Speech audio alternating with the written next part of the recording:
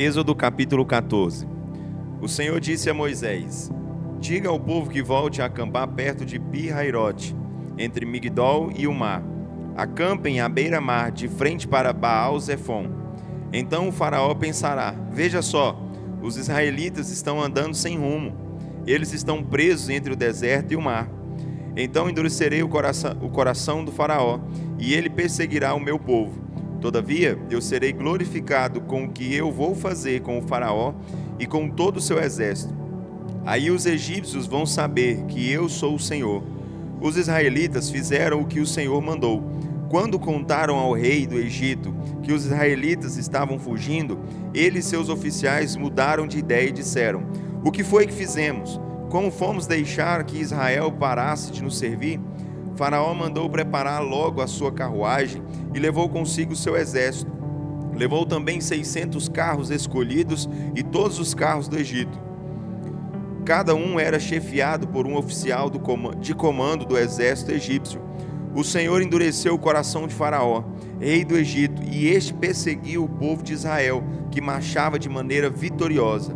Todas as forças armadas do Egito se lançaram à perseguição, com todos os soldados da infantaria, a cavalaria e os carros de guerra do faraó, e alcançaram os israelitas em Pi-Hairote, junto ao mar, em frente de Baal-Zefon, onde estavam acampados.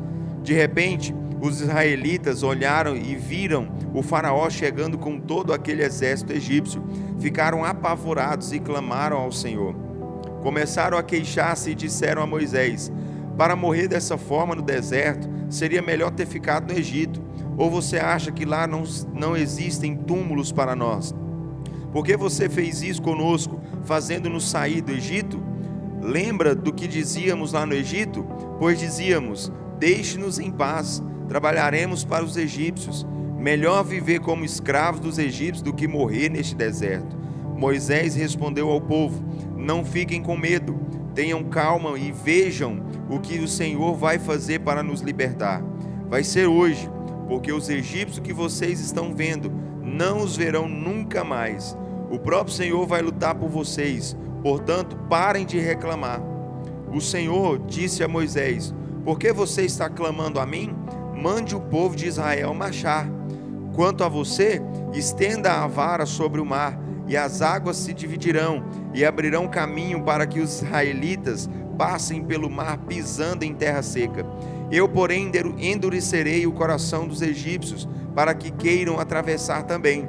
E eu serei glorificado com a derrota do faraó e de todo o seu exército, ou seja, a infantaria, a cavalaria e os carros de guerra. E os egípcios saberão que eu sou o Senhor, quando eu for glorificado com a derrota do faraó, com os seus carros de guerra e seus cavaleiros. Então o anjo de Deus, que ia à frente do exército de Israel, colocou-se atrás dele. Da mesma forma, a coluna de nuvem se retirou de diante deles e colocou-se atrás deles. Ela ficou entre o povo de Israel e os egípcios. Naquela noite, a coluna de fogo trouxe trevas para os egípcios e luz para os israelitas.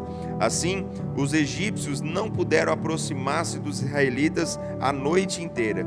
Então Moisés estendeu a vara sobre o mar, e um forte vento oriental soprou a noite inteira e afastou o mar e o tornou em terra seca.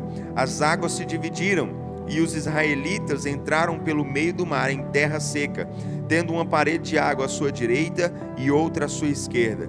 Os egípcios os perseguiram, e todos os carros de guerra e os cavaleiros do faraó foram atrás deles até no meio do mar. De madrugada o Senhor olhou da coluna de fogo e de nuvem para o exército dos egípcios e causou uma grande confusão entre eles.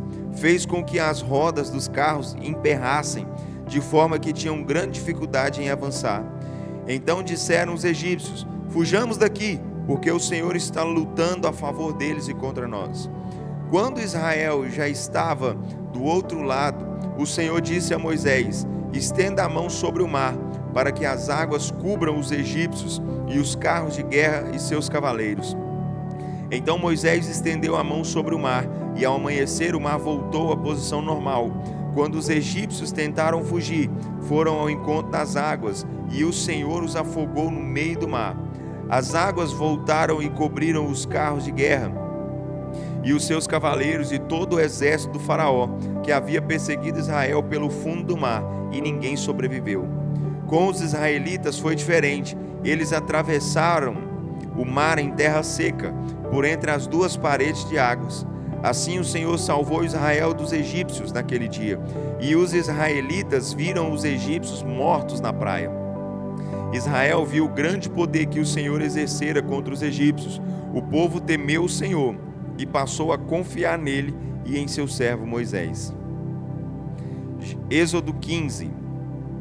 Então Moisés e os israelitas cantaram este hino ao Senhor. Cantarei ao Senhor porque ele venceu maravilhosamente. Lançou nas profundezas do mar o cavalo e o seu cavaleiro. O Senhor é a minha força e a minha canção.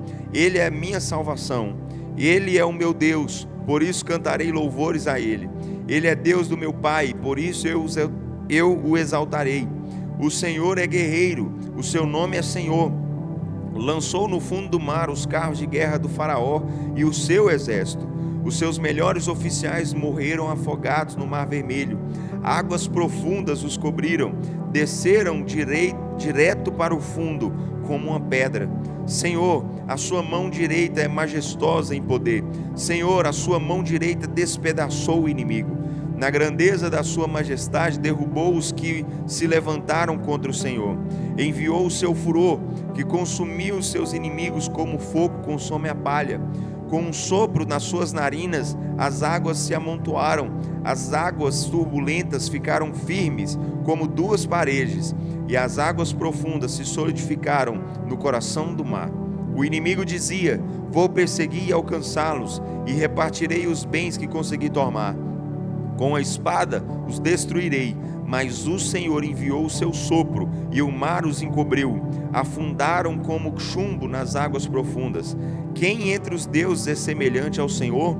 Quem é como o Senhor? Quem é majestoso em santidade? Quem é terrível em feitos gloriosos? Quem realiza maravilhas como o Senhor? O Senhor estendeu a sua mão direita e a terra os engoliu. Por causa do seu amor, guiou o povo que libertou. Com o seu poder, conduziu o seu povo ao lugar santo que escolheu para morar.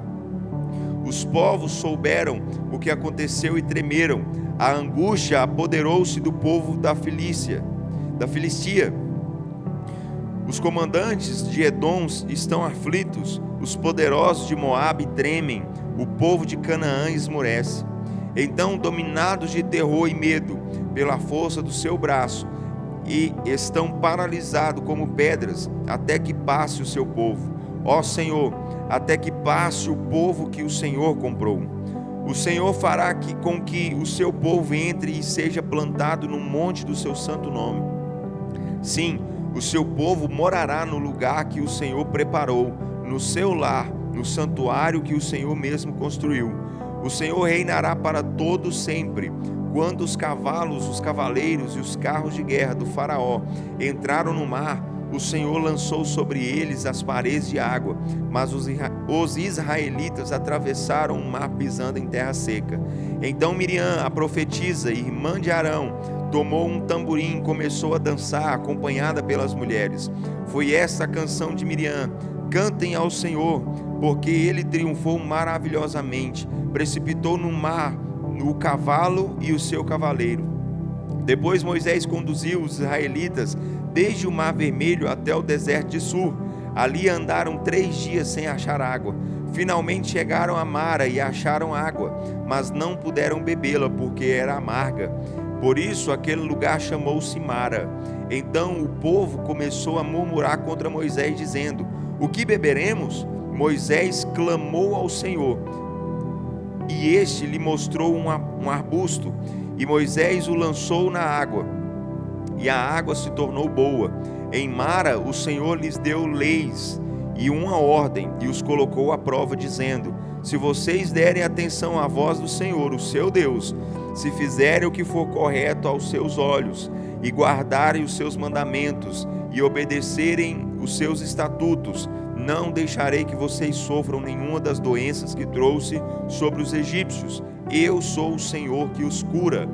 Depois Os israelitas foram embora dali e chegaram a Elim, onde acamparam. Neste lugar havia 12 fontes de água e 70 palmeiras. Êxodo capítulo 16. Toda a comunidade de Israel partiu de Elim e foi para o deserto de Sim, que fica entre Elim e o monte Sinai.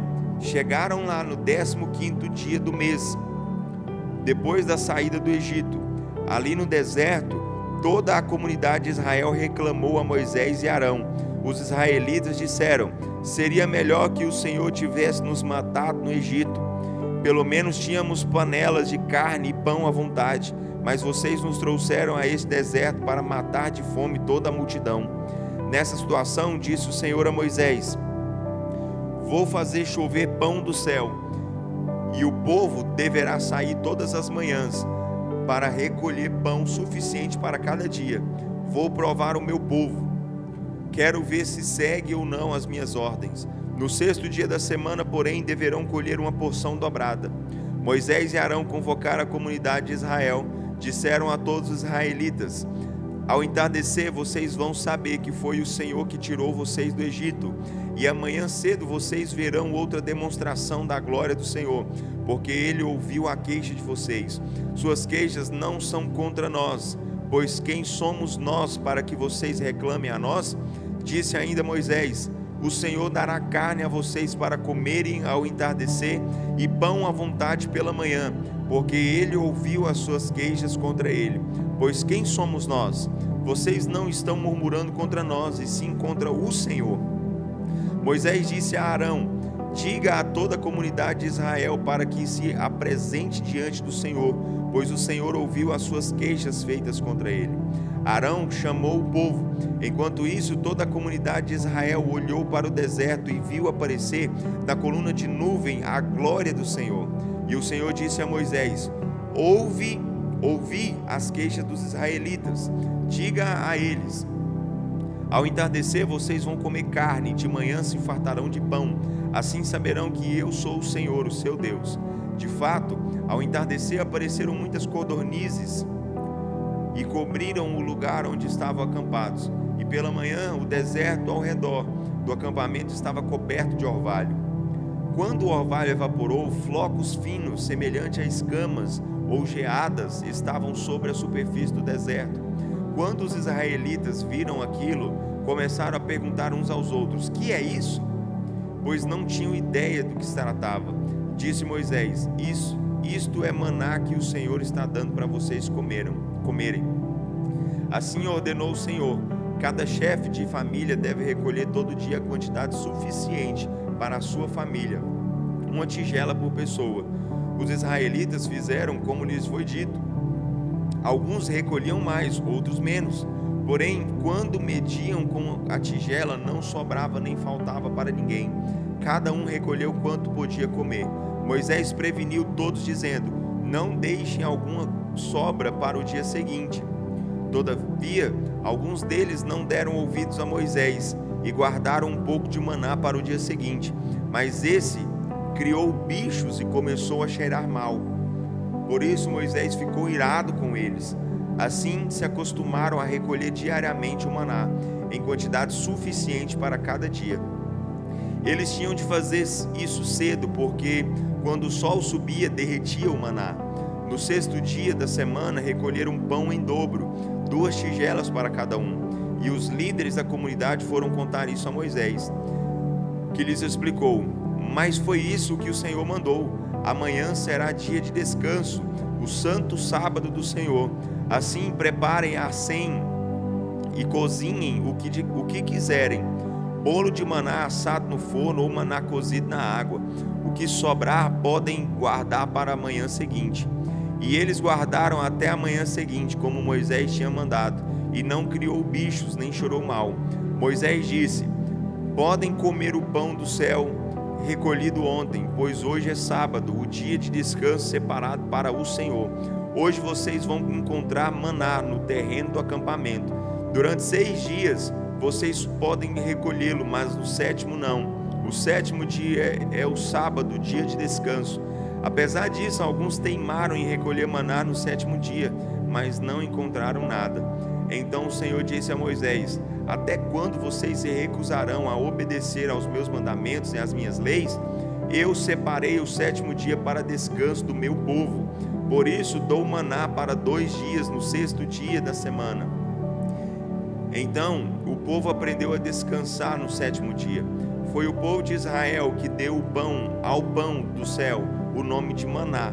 O maná era branco, semelhante à semente do coentro, e tinha gosto de bolo de mel. Moisés disse: o Senhor mandou separar uma tigela cheia de maná. Esse maná ficará guardado de geração em geração, para que os seus descendentes vejam o pão que lhes dei no deserto, depois que os tirei do deserto. Pegue um vaso, disse Moisés a Arão, e despeje nele uma tigela de maná. Depois coloque o vaso diante do Senhor. Assim ficará guardado para nossos descendentes de geração em geração. Arão obedeceu. Ele colocou o vaso cheio de maná diante do Senhor, junto às tábuas da aliança, para que ficasse guardado ali. Os israelitas comeram maná durante 40 anos, até entrarem em terras habitáveis. Eles comeram maná até chegarem às fronteiras de Canaã. A tigela, Homer, era a 10ª parte do efa.